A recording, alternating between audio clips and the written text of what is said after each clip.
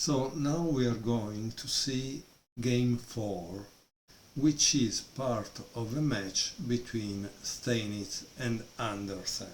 Andersen is a very, very famous player. I couldn't understand very well the result of the match because it says 8-6. It seems not such a great result. Unfortunately, in this book there is no results of the matches that Steinitz played. Instead, in this one, the real biography, we can see all the matches that Steinitz played and their results. So this is a better biography, while this Steinitz move by move is what you would buy if you want to learn more about the middle game, end game, openings, tactics, checkmate, okay? And of course, from time to time, the author puts something about Steinitz, but it's not complete like a chess biography. In any case, this is game 4. Andersen was white, Steinitz black. This is the game number 3 of their match in London, 1866. Andersen opened with e4. Andersen is one of the famous romantic players that has one of these games that is an immortal game because there is a beautiful checkmate. I hope you will see it if you never saw it, but I think it's very famous, honestly, so there is no need to show it. In any case, this game is knight f3, knight c6, bishop c4, bishop c5. In that time, we are in 1866, we still have some romantic players, and they played b4. What is b4? It's the Evans Gambit.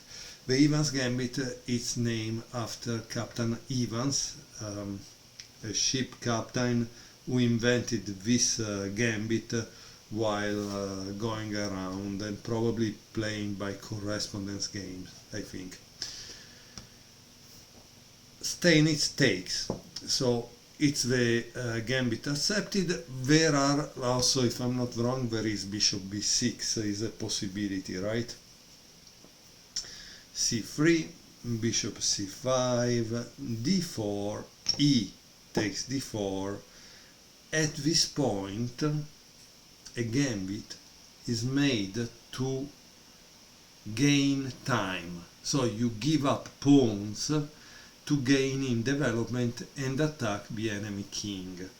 So he doesn't take back, but he plays castle because it mobilizes this rook toward the center, okay? And here the author writes, the players reach the so-called normal position in this opening. It seems that in the fourth game of the match, Andersen actually played c takes d4, okay? But again, if we don't see those games, maybe I will show it in another video, because I think I have another book, Steinitz, with these games in London. It seems he played like 600 games in London, so it's quite incredible, right? Okay, so after castle, black doesn't want to give an advantage to white. So what does he do? He plays d3. This move, this d3, it's similar also to the Smith-Morra gambit in the Sicilian, when black doesn't want to accept the gambit, and he plays d3, leaving a pawn here that blocks the development of a knight b1 at this point, right? So at this point, white played queen takes d3. What is the real move that Andersen should have played? Because queen takes d3 doesn't seem so good, okay? In fact, after queen takes d3, we can see that black remains one pawn ahead, 2, 4, 6, 7, 3, 5, 6, with a difference that probably is able to finish development, and white has some bad pawns, right? So not so good. But let's see what he should have played. What he should have played. Let's see if there is something else, because this can be interesting. So, Gottschall mentioned that Andersen had previously recommended what is still considered to be white's best move. What is white's best move? Knight g5.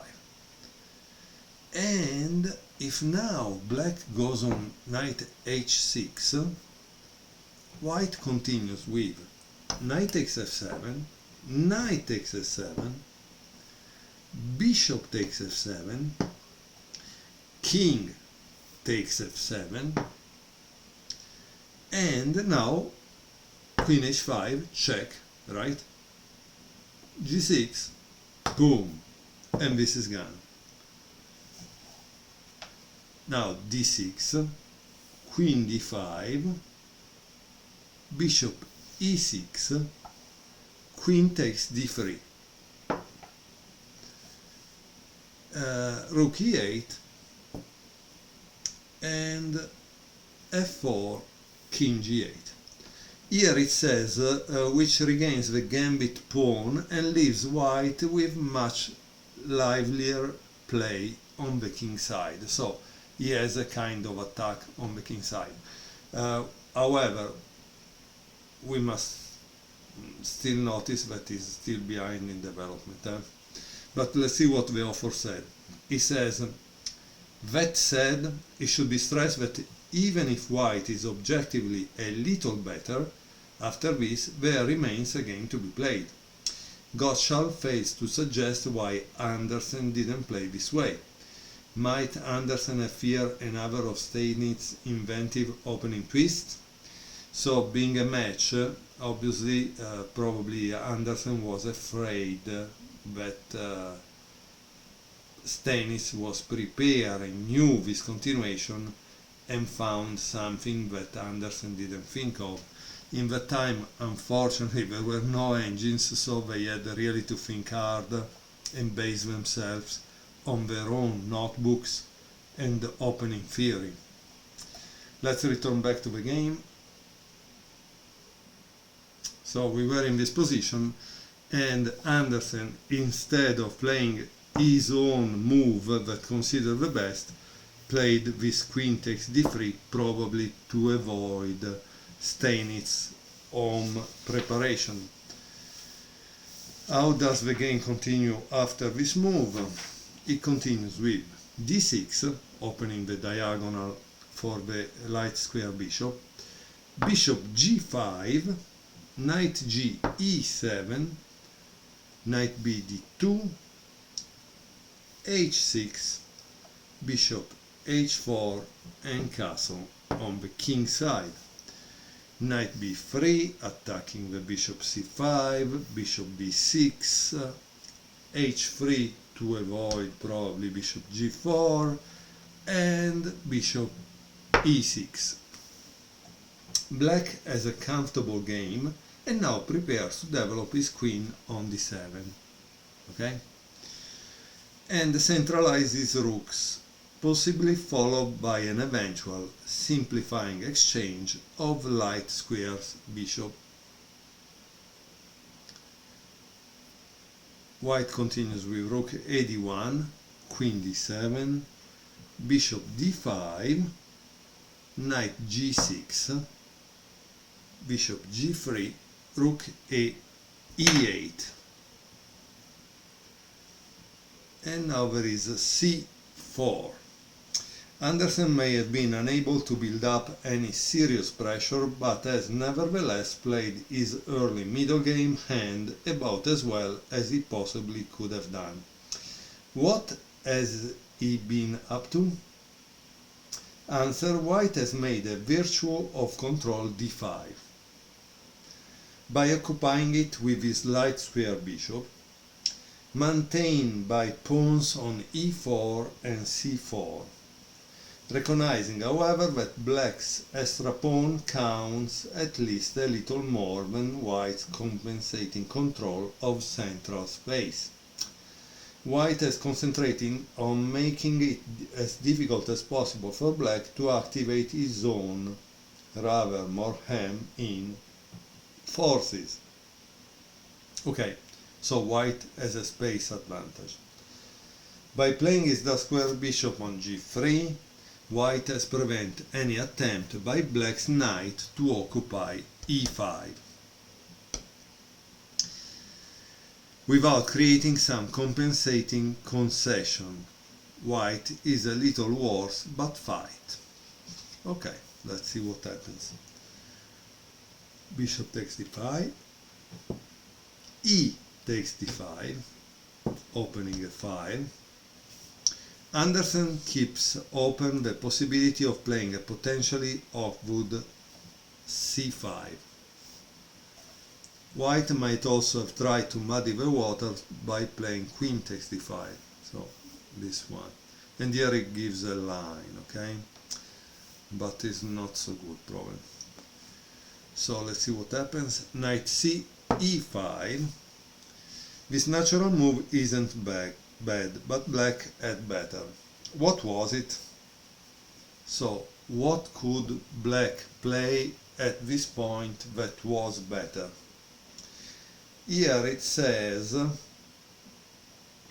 that black should have played knight b4, and if queen d2, he should have continued with queen a4, knight b d4, knight a6, rook c1, knight c5, with a comfortable advantage. So what is black's advantage? Because honestly the author doesn't say this, and it should have been said. Okay, honestly I think the point is all here, that is targeting a2, and so the white forces are kind of tied about this. Again, I don't know how we will make something out of it, but that's what it was, okay? And honestly, just a three moves variation. So now let me put back the position in place. Okay, I hope I put it back correctly. No, it was here. So in this position, white just played e takes d5, and black played knight c e5. Okay, so we are in this position. We have seen that for the author it was better to play knight b4. Okay, knight takes e5, knight takes e5, which is threatening this, queen c3, and knight g6. This move is dubious. It seems that this move probably was better. Okay, I honestly don't know, but that's what he played in the game. c5 is kind of interesting. D takes c5, knight takes c5. So now we have an isolated queen pawn, which is not so good because, in fact, black is kind of controlling this. Also, if this is there, I don't know. Let's see what happens, okay?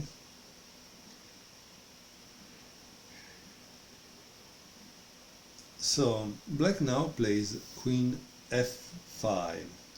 And here the author writes, having made his own chances, luck if you like, Andersen has been able to cash in on his c5 resource and confuse matters. Black now does best to return his extra pawn, after which he can still argue that he retains slightly the better chances. as he has the more active pieces and white's A, D and F pawns or remain a little weaker than black queenside pawns. Okay, if you say so. Let's see what happens, right? Knight takes b7, boom, and rook e2. It feels good to play a rook to the 7th rank, but this move fails to prevent a further desirable simplification. Can you suggest a possible improvement? So instead of rook e2, what would you play if you were black? It seems that the improvement was knight f4, threatening knight e2, and here there is obviously a fork, right? So you have to take,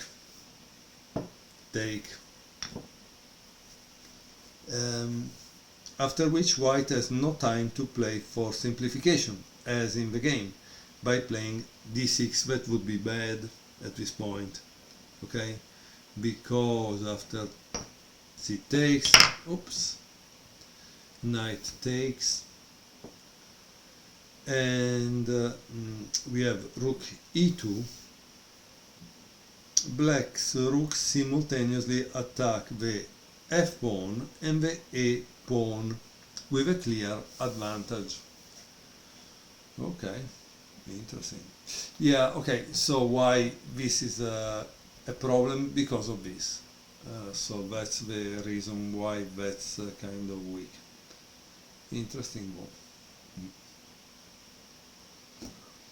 Okay, let's return back to the position. Okay, so this is the position in which the author tells us that probably it was better this than rook e2. The problem here is the following. Generally, when you have an isolated queen pawn, you try to block it, exchange all the pieces, because in the endgame you will win that pawn if you are able to exchange everything.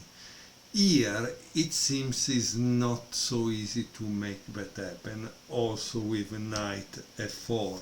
So I don't know how Steinitz should have arrived at the conclusion that knight f4 was the best. But I don't know, honestly. It's a question of taste. But the point here is this. That's why we get a book like this, because the author is challenging us to think about the moves. And this is a good homework, we can say, that can help us a lot in a case of a real tournament game. Because this thing of the rook on e2 is generally what we want, right?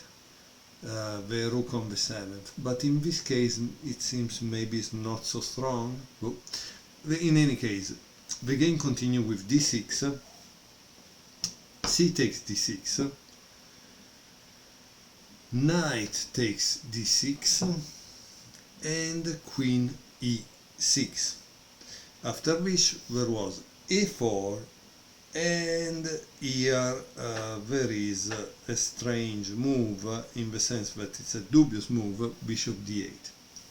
He says black hopes to switch this bishop to the king side and play f5, with the idea of f4 shutting down the white bishop outplay and creating king side threat. So he wants to play probably this, this and this. Well, I don't know. Let's see.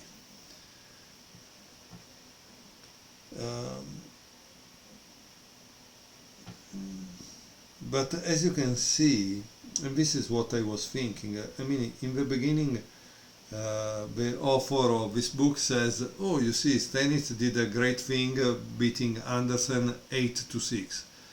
But honestly, it's not such a big win, because if you think Yeah, he won 2 games more, but also Andersen inflicted 6 defeats. So clearly we don't know also if Andersen was much older than Steinitz, okay? That could be another problem. In any case, let's move on. Queen c5. Why I'm moving on? Because this game is very, very long. It's very long, okay? And so we need to go fast. f5, queen takes a7, f4, bishop h2, knight h4, queen b7, queen g6. This is threatening a checkmate on g2 if he can remove this defender. And white played a mistake, that is rook d4. Now, why this move is a clear error and what should have white have played? Try to guess that. Okay, so if you pause, this is a mistake because it allows black to play bishop b6. And you say, why I cannot take? Because again, I told you before, there is a checkmate.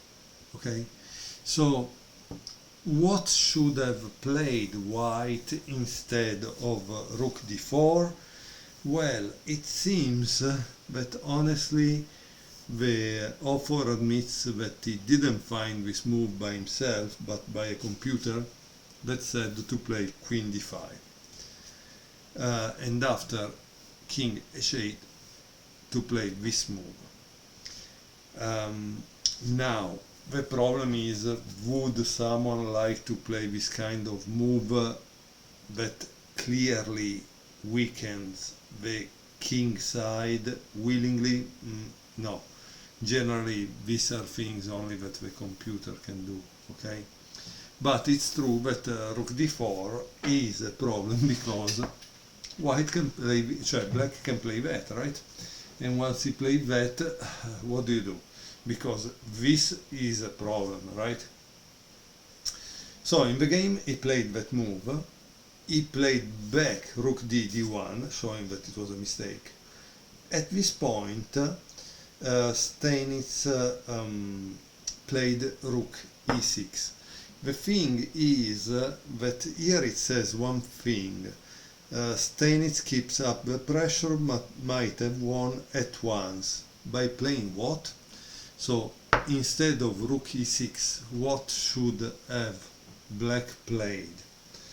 Here, and I think it's worth watch it, because honestly, if Steinitz didn't find it, how would we find it? I don't know. King c7. And if white plays queen b3, king h8, g3, and now he plays bishop takes d6, rook takes d6, queen takes d6, g takes h4, queen g6, king h1, f3, and at this point it's practically game over. And you say, why it's game over? I don't see it, I don't see it. You're right, you don't see it. Let's say that he plays bishop g3, right? What do you think black would play at this point? Black would play rook takes f2, and after rook takes f2 there is queen takes g3, and it's a kind of game over, okay? Again, why it's game over? I don't see it, I don't see it. It's interesting, right? So from this position try to figure out why black is winning. Let me go back to the position that we started. Okay, let's recap a little. D4, rook d4 wasn't good because he played bishop b6. Obviously you cannot take, there is a checkmate, so he went back here. And now black played rook e6, but it seems that bishop c7 was better. Okay, after rook e6, white plays a5, bishop c5, a6. Wow, that pawn is start to be a problem. As white knight can't move without allowing the black rook on e6 to block the white queen defense of g2, because that's the idea, white must advance his a pawn. Black can now win by playing rook takes d6, but as even better than that. How do you play here if you are black? What do you think? He can win playing this, but there is a better move for black. What do you think it is? The better move is rook e7. White plays queen d5, and here unfortunately Steinitz made another mistake, playing rook, not rook, king h8. The right move was king h7, and if white played queen d3, white loses. But how? Okay, how do you lose here? Because of this. Let's see. g4, f takes g3, en passant, bishop takes g3, and rook e3.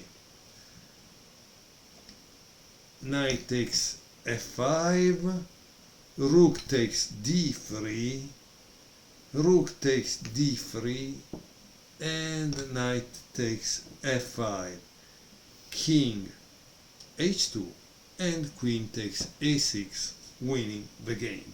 This is how Steinitz could have won, but obviously he didn't see it. However, notice we are around move 35. What does this mean? It means that in the time they were using clock 2, and probably he was short of time. Now let's go back and see what actually happened. I hope you will not mind that I'm doing the return position without pausing the video. Okay, so let's see, here, and this is here. So let's see if everything is correct. No, this is here, that's all correct, that's all correct. So this is threatening this, but there is a checkmate here, this is here, and those are here. So check, and instead of this move he played king h8.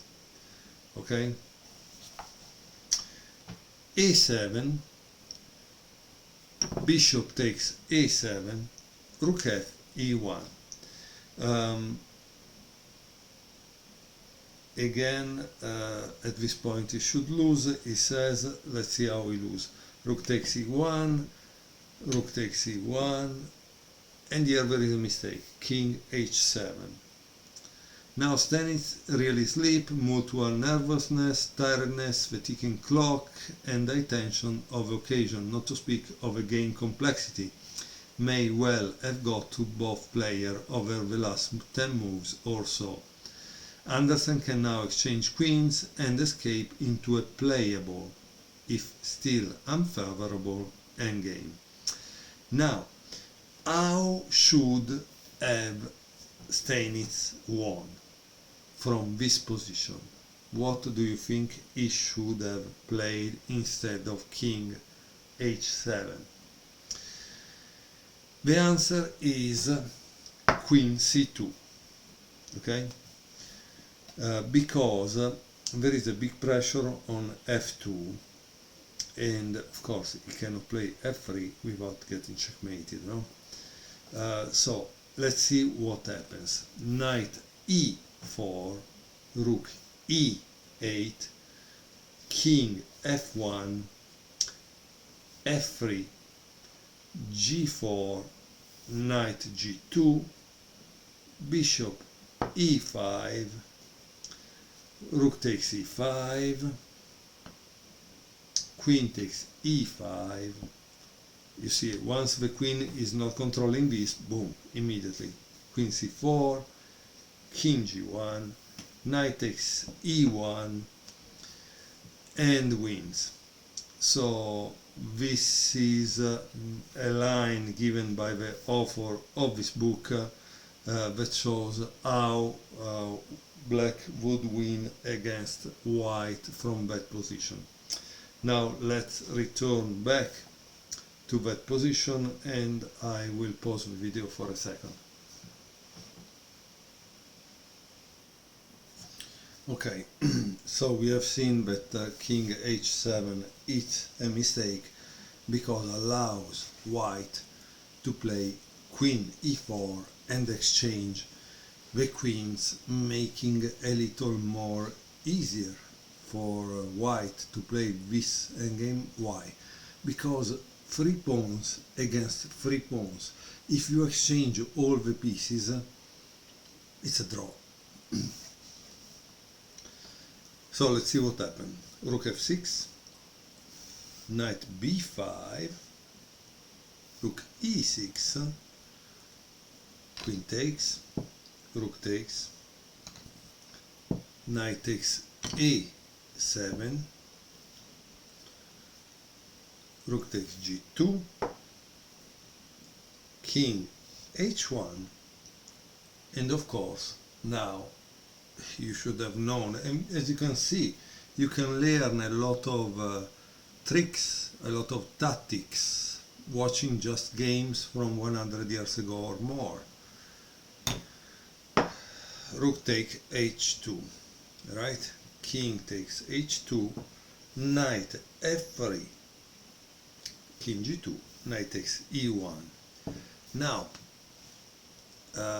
obviously, black has an advantage, a pawn advantage from this, but will be able to win? I don't know, because you see, the point is you exchange these 2 pawns for 2 pawns of black, and then you sack this knight on one of the black pawn, the game is a draw. Okay? King f1, white has escaped the worst and should probably draw, but black can still cause problems by activating his king while white spends time on getting his far-flung knight back into the center, right? Knight d3, knight c6, king g6, king e2. As you can see at this point, this is the reason why we generally study the endgames, not because they give you some kind of esoteric knowledge, but because they can give you some ideas on how to play, how to draw, how to win an endgame that seems draw. And that's the real big difference in my opinion. So instead of a king e2, it seems that it was better to play f3. But let's see, because honestly at this point I think we should just go with the flow and see what happened. Knight c5, king f3, knight e6, knight e5, king f5, and now there is a mistake. What do you think white should have played? He should have played knight c4, but instead he played knight d3. Let's see, g6, knight e1, knight d4, king g2, king e4, king f1, f3. White knight can no longer move and black can expect to win by a gradual squeezing on the king side. Let's see. King g1, g5, king h2, h5, king g3, knight f5. But of course there are other possibilities in which black can win. Knight h2, g4. This move wins, but the author says, but exchanging pawns was strictly unnecessary. Again, like I told you, you don't want to exchange the pawns because that's not good. He should have played this, okay? H take, king g1, king d4, knight c2, and king d3. Again, it seems that black made a mistake. He should have played king c3. Here you have the note by the author. But let's see. The problem is that in any case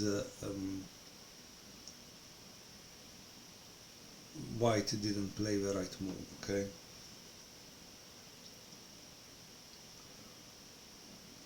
So probably the right move is knight b4. Instead he played knight a3, g3,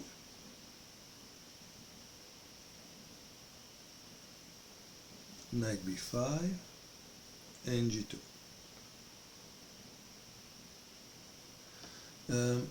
So I think at this point you want to know about this, right? Because that's the real deal. Probably once you play that, this is the move to play because it becomes impossible to stop that pawn from promoting. If white plays also this, check and queen. Okay, so that's the reason why I tell you it's impossible to stop it. And so that's why Steinitz won. Again, a very interesting game, 37 minutes to show it to you, quite a long way, but I think it was worth it because we saw Steinitz with the endgame. Mistakes were made because probably they also were tired and on time control. But again, this is the reality, right, of a chess game. In the end, that's why we need to be good in the endgame, because it's the only way that you can win a game, especially at a certain level, right? So I wish you will follow me for next games by Steinitz move by move.